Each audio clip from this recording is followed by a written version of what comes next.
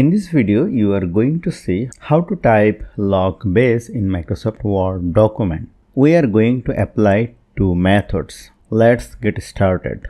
For the first method, go to Insert, go to Equation, click on Insert New Equation. Under the Limit and Log, let me choose the first option, Logarithm with empty base. Now, under this box, write here the base number and here write here the number. You can easily select it and you can increase or decrease the font size. Let us apply two methods. Write here log 2 and 10. Let me select the 2, go to Home, under the font group and click on over here the subscript. And this one also very easy.